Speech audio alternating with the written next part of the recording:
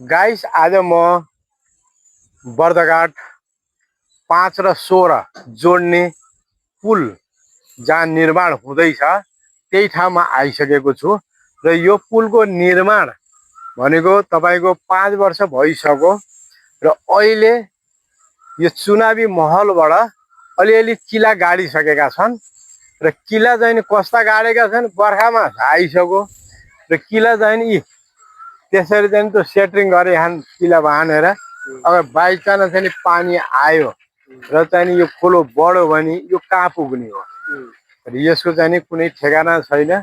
5 वर्षमा त्यति भएको छ र यहाँबाट यता कहिले बन्ने हो थाहा छैन र पारी 16 वारी 5 त्यसलाई जोड्ने यो पुल हो। तर यो पुल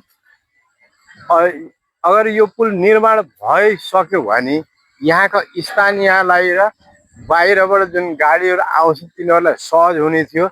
अब बर्खा मासा भइसक्यो, बर्खा मासामा चाहिँ नि यो तल खोलाको तलबाट जाने हो। यो देख्न सक्नुहुन्छ यता पनि पानी छ, त्यतातिर त ड्याम लगाएको छ, उता पानी छ। यो बीचबाट चाहिँ नि पानी गाडी जाने हो।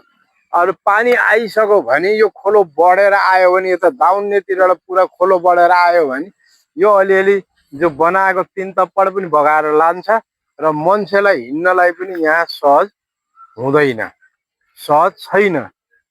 यो तपाईको चाहिँ बर्दघाट 5 त्यो बर्दघाट 16 यो जोड्ने पुल हो। 1 2 3 टा पिलरमा यो सीमित छ र आधा यिनीहरूले अहिले चाहिँ नि सेटरिङ वेटिङ गर्दैछन्।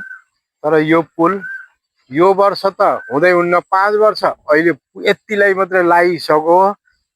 र यो चाहिँ नि यसको लागत 35 करोड लागतमा यो पुल निर्माण हुँदैछ र यसको चाहिँ नि शिलान्यास गरेको विनोद चौधरीले हो।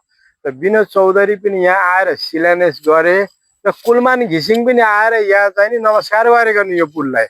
तर नमस्कार गरेर आधा भइसकेको छ। अब अर्को फेरि कहिले नमस्कार गरेर फेरि आधा बन्ने हो। तर यो पुलको कुनै सीमित भएन र यहाँका जनतालाई चाहिँ नि सहज पाएनन् र यो पुल बनेर कहिले सहज पाउने हो यो चाहिँ नि यहाँका जनताले यो माग गरिराखेका छन्। कहिलेसम्म यो पुल हुन्छ र त्यसको लागि चाहिँ नि निर्माण बताऊ।